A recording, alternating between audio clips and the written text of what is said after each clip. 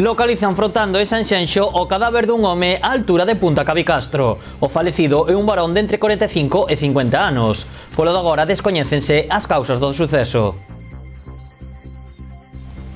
Que tal? Boas noites. Foi un barco de pasaxe o que avistou o cadáver a 500 metros da costa.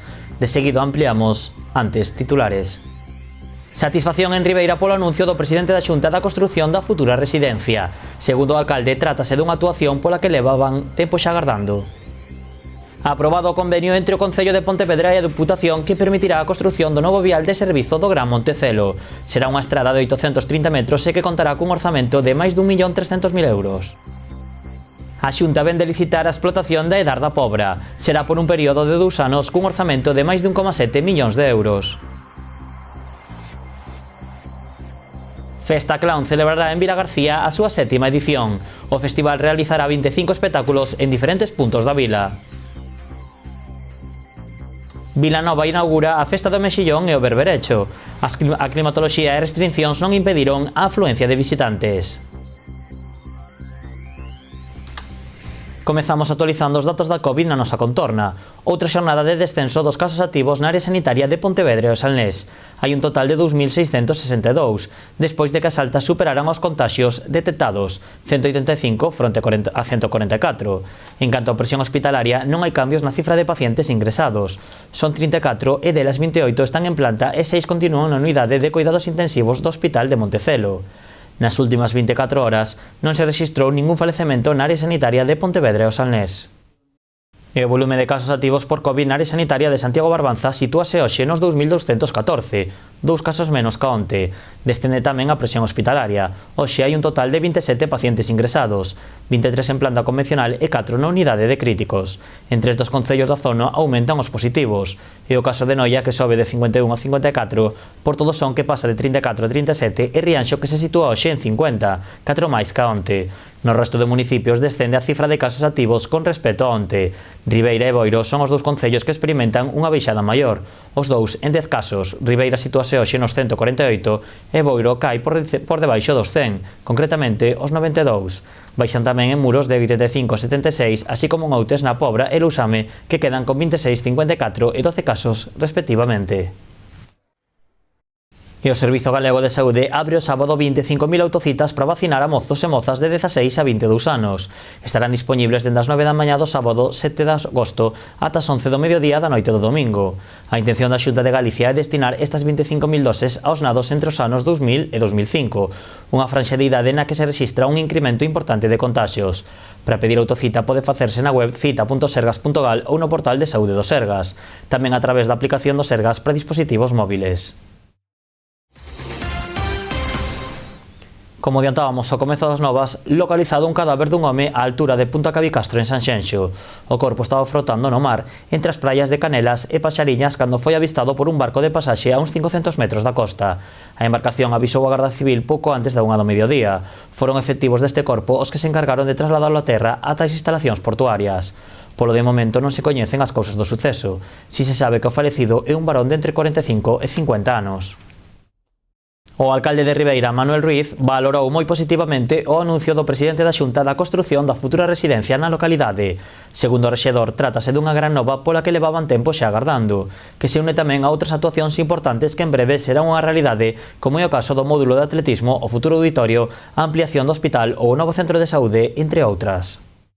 Con esta noticia eu creo que pechamos un círculo do que van a ser novas realidades de Ribeira, que van a facer que estes 4 anos sean a legislatura máis produtiva da historia de Ribeira en canto ao que é prestación de servicios. Eu non quixera ser pesado, pero estamos falando de servicios na área de deportes, como podía ser o novo centro de tecnificación de atletismo e de taekwondo cuberto, como podía ser o que ou vai a ser a nova sede de deportes náuticos, culturales, como é ese novo gran auditorio, como é a reforma de o que é o de Corrubedo, como é ese novo de Carreira, no ámbito pois sanitario, con esa tamén anuncio que nos fixeron de ampliación de área de hospitalizacións que xa ven despois da área de urxencias.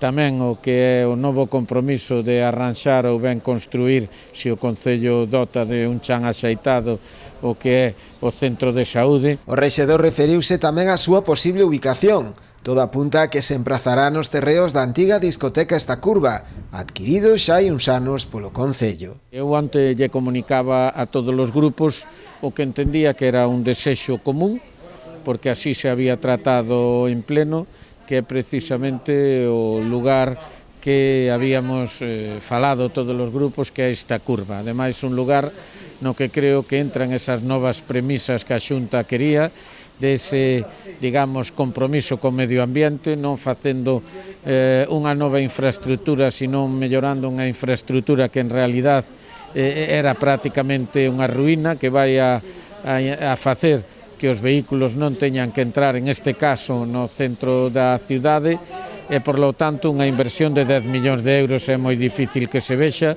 En canto a prazos, o alcalde agarda que a súa licitación se realice xa durante o vindeiro ano 2022, co financiamento de fondos europeos. Ha aprobado o convenio entre o Concello de Pontevedra e a Deputación que permitirá a construción do novo vial de servizo do Gran Montecelo.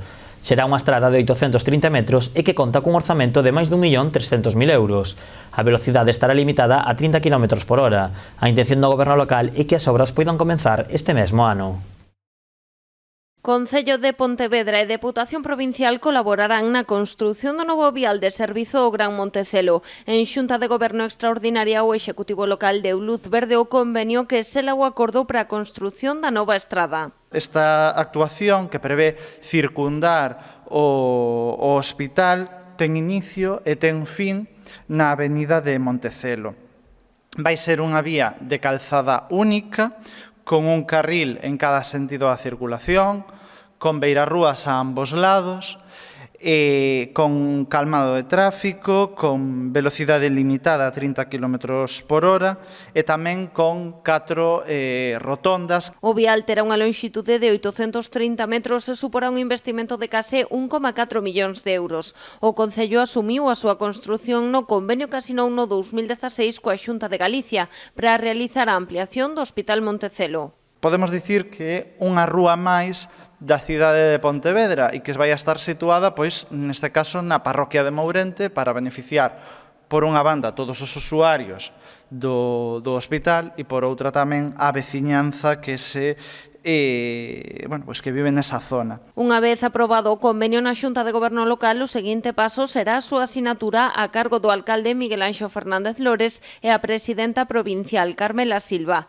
Despois sacarase o proxecto a licitación. É un contrato, como vos decía, de máis de 1.300.000 euros, co cal ten unha tramitación un pouco máis extensa no tempo. Nos agardamos que dentro deste ano este adxudicada e a previsión, de feito, é iniciar as obras durante este ano, pois para que estén, por suposto, rematadas cando o hospital este rematado. Aos 1,4 millóns de euros de custo da obra hai que sumar unha partida de 124.500 euros para pagar as expropiacións das parcelas que se verán afectadas polo trazado do novo vial. A Asociación de Empresarios de Ribeira ven de posicionarse a través dun comunicado sobre a polémica da futura circunvalación.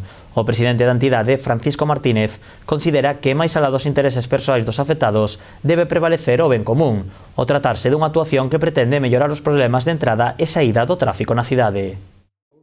Dende a patronal ribeirense inciden en que unha paralización do actual proxecto deseñado pola Xunta suporía novos retrasos na execución da obra, algo que Ribeira, segundo eles, non pode permitirse. Por esta razón, dende a entidade pidinlle tanto o equipo de goberno como os grupos da oposición que se deixen de liortas e que unan esforzos polo ben e o futuro de Ribeira. É que claro que Ribeira siga avanzando porque levamos moito tempo con proxectos moi grandes que están paralizados. A nosa postura non é nin incidir nin unha parte nin a outra, senón que digamos que eles teñen que chegar a un acordo e avanzar hacia adiante. Creer Ribeira é necesario que o centro de Ribeira está super saturado de coches, creemos que con esta variante ten acceso para que desde o centro se podan tanto salir como entrar, e, sin embargo, outra circunvalación que se planteaba, así como nos comentou os servicios técnicos, que non entraban en Ribeira, viña sendo, digamos, a circunvalación como ten neste caso Padrón. Padrón ten unha circunvalación do que non pasan por Padrón. Aquí en Ribeira o que fai falta é que o tráfico se aísle e vacíe Ribeira, o centro de Ribeira. A Consellería de Infraestructuras e Mobilidade ven de licitar o contrato de explotación e mantemento da estación depuradora da Pobra do Caramiñal. Será por un período de 2 anos cun orzamento de máis de 1,7 millóns de euros. As empresas interesadas en facerse cargo da xestión da depuradora xa poden presentar as súas ofertas. Terán de prazo ata o 13 de setembro. O contrato inclúe os traballos de explotación e conservación das instalacións. O Concello solicitou xa o pasado mes de abril a continuidade da súa xestión por parte da Administración Autonómica, labor que ven realizando dende o remate da súa construción no ano 2005. Facemos unha pequena parada no camiño e regresamos con máis novas, entre elas a inauguración da Festa do Mexillón e do Berberecho de Vilanova de Arousa. Ata agora.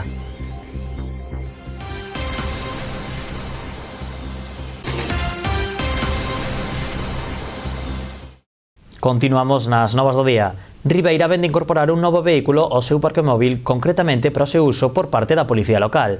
Está totalmente equipado, incluído un moderno sistema de control e recoñecemento de matrícula a través de cámaras. Foi adquirido pola modalidade de renting, afirma Autoiglesias. Ribeira vende incorporar un vehículo moderno e totalmente equipado para a Policía Local. Entre as peculiaridades deste coche intelixente atópase o feito de contar cun total de 4 potentes cámaras, que permitirán controlar as matrículas dos coches a tempo real, o que facilitará as tarefas dos axentes e axilizará tamén a tramitación das multas. E permite controlar o que son os vehículos aparcados en calquera das situacións, o sea, en batería, en línea ou en oblicuo, o sea, en diagonal inverso, ¿sí? Permítelles posicionar os coches tanto no que son as zonas azules de 90 minutos, como a de 15, como a de 10, sí, ou aquelas de nova creación que se queiran. O seu equipo estáse adaptando todos os días ás necesidades que ten o Concello de Ribeira. Non, a parte, leva un kit para transporte de detenidos, donde incorpora unhas cámaras de grabación de imágenes, incorpora tamén outras 2 cámaras de grabación de imágenes para infraccións de tráfico dianteira e traseira, sí, que están funcionando continuamente.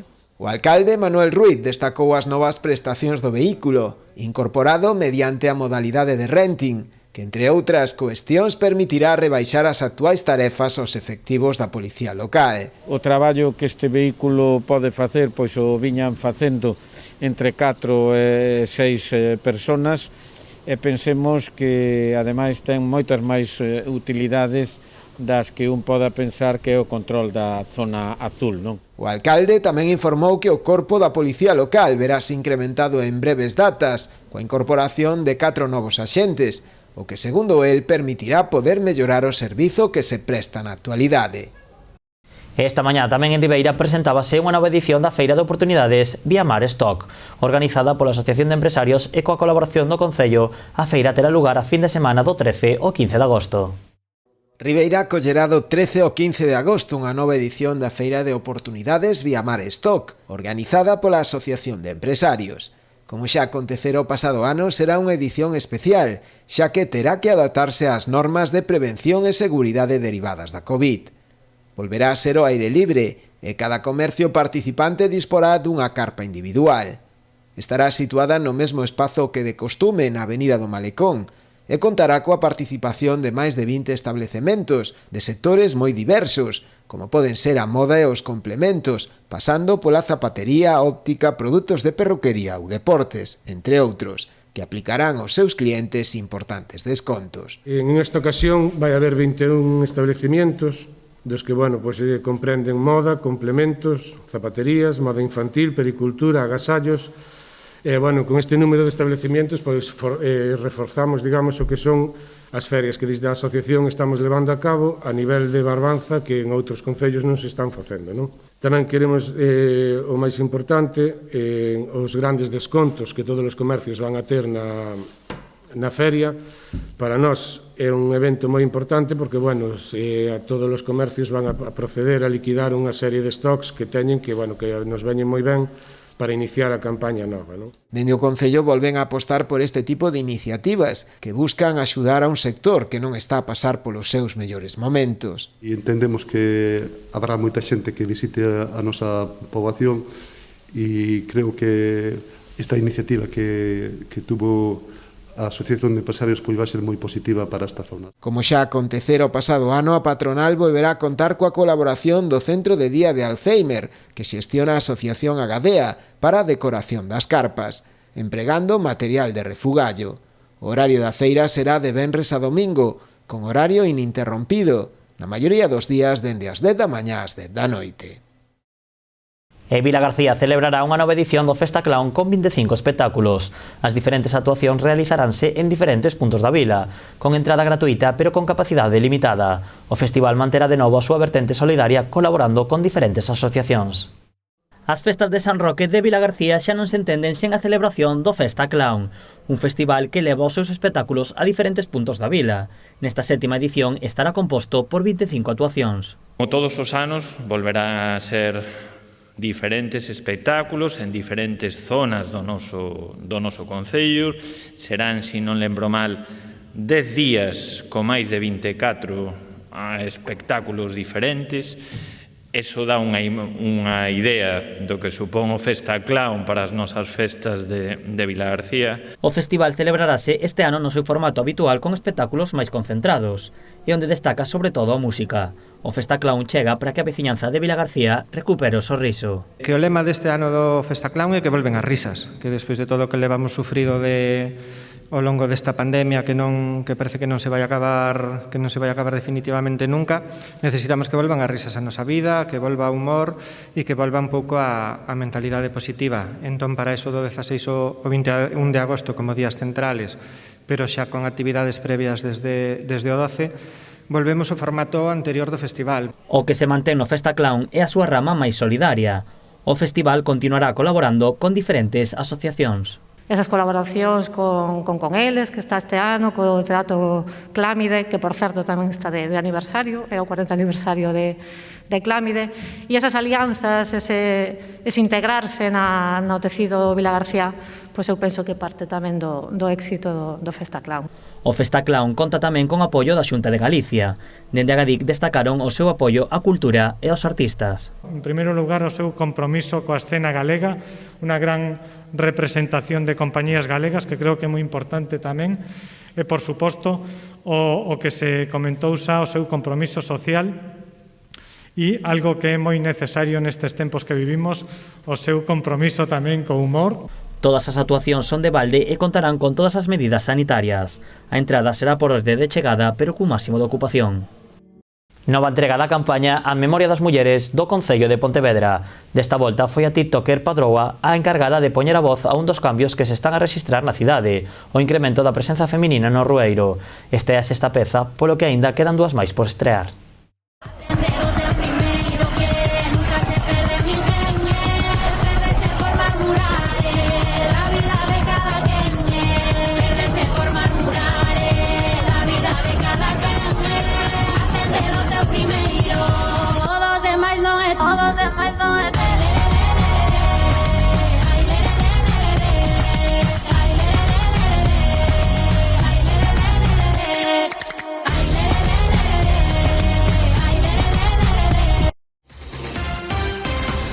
Mais actualidade, Vilanova inaugura a Festa do Mexillón e o Berberecho. O evento gastronómico é o único destas características que se celebra este ano na nosa contorna.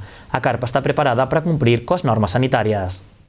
Contra el viento, contra las inclemencias, contra la nieve no, pero contra todo lo demás, empezamos con la fiesta del Mejillón, que aquí no nos frenamos por nada. Y como veis, pues está llegando gente, y eso que es el primer día, porque la verdad es que yo creo que va a tener mucho éxito esta carpa, porque la gente no puede ir a la playa, entonces se va a centrar más en el turismo urbano y esperemos que sea un éxito. Por todo o que supón, é dicir, do punto de vista de promoción de un produto como pode ser o mexillón e o berberecho, e logo pola enorme incidencia positiva que ten desde o punto de vista turístico e sobre todo tamén gastronómico. O alcalde matizou que, ademais de cumprir con todas as normas sanitarias, a situación en Vilanova está mellorando. Durán explica que ao estar caendo a quinta onda e dado a baixa presión hospitalaria non viron motivos para suspender a festa. A carpa gastronómica estará acompañada de música coas actuacións de Habana Café Club, as orquestras Marbella e Miradoiro e o grupo Broken Pitch. Ambos concertos con entradas gratuitas pero con limitación de ocupación. Ademais, tamén se celebrará estas datas a Feira de Oportunidades. Vilanova combinará así a súa gastronomía e comercio acompañados de música para potenciar ambos sectores. As propias restriccións sanitarias marcaron o inicio das festas do Mexillón e o Berberecho. A carpa lucía máis baleira que noutras edicións, pero iso sí non impediu que moitos visitantes gozaran da gastronomía vilanovesa. O Mexillón volveu ser o produto estrela. Nin a pandemia nin a climatoloxía impediron que este ano Vilanova celebrase a súa festa do Mexillón e o Berberecho. A carpa regresou esta edición adaptada á normativa sanitaria. Nas primeiras horas da apertura o ambiente era inferior ao doutros anos, pero iso non impediu que numerosos visitantes se achegaran a probar a gastronomía vilanovesa. Non somos de Vigo. Bueno, somos de Alicante, pero yo vivo en Alicante, pero soy de Madrid, madrileña. De Bilbao. A oferta gastronómica da carpa é moi variada, aínda que os produtos estrela son o Mexillón e o Berberecho. Como é a festa do Mexillón e do Berberecho, lógicamente, mexillóns de varias maneiras, ao vapor, vinagreta, empanada, mexillón tigre e berberechos ao vapor. Hai varios tipos de empanada, ademais da de mexillón, hai de atún e de bacalao con pasas e paella e pulpo. Nunha edición normal da festa poden chegar a servirse máis de 2000 racións por día. Este ano, na cociña xa se prepararon con menos kilos de produto pola incerteza da demanda, pero a calidade do marisco segue sendo alta. A calidade superior, como todos os anos, está moi bo. Están xa grandes, o mexillón finaliza o ciclo final do verano, o sea, ahora mesmo é época boa de comelo, están cheos e moi bons. E para valorar a calidade do produto, non hai ninguén mellor que os propios clientes. Está moi ben todo, o viño quente, pero o resto moi ben. Que pediches? Pedimos croquetas, empanada e mexillóns tigre, e postre. Pedimos de todo, porque somos de buen comer, mejillones, croquetas, mejillones en vinagreta, y lo que vamos a ir pidiendo, pulpo, berberechos, sí. Y lo que nos falta. De todo, menos pulpo porque parece un poco carillo y la verdad es que también viene una tapa bastante pequeñita. Pero nada, pedimos de todo y la verdad es que está bien. Bastante pulpo. Y, joder, ¿cómo se llaman las...? Y berberechos y... Berberechos, mejillones... Y mejillones... Croquetas... Y eso, y croquetas. Os visitantes aseguran estar encantados coa festa, máis aínda cando o resto de eventos gastronómicos non puideron celebrarse. Todos aseguraron que recomendarán a festa e volverán a Vilanova. Pontevedra aposta polas novas tecnoloxías nos seus obradoiros do Pontevedrán. Impresión 3D, robótica ou programación de videoxogos son algunhas das propostas que esgotan prazas en cada convocatoria. Hoxe estiveron cos alumnos do obradoiro de robótica que se está a celebrar na Casa da Luz. Para persoas alleas a robótica podería parecer case cousa de maxia, pero para as novas xeracións é prácticamente un xogo de nenos. Usamos varios robots y programas diferentes. Los de Lego los usamos por primera vez hoy, pero también usamos las placas, los robots que veis con los niños. Montamos robots e despois os programamos a través do ordenador. Non a montamos nós, pero lle enviamos estas instruccións e, por exemplo, mira, robots que seguen liñas que detectan obstáculos ou que diferenzan a intensidade da luz. Hai tan só uns anos, moita desta tecnoloxía estaba reservada para laboratorios de alto nivel.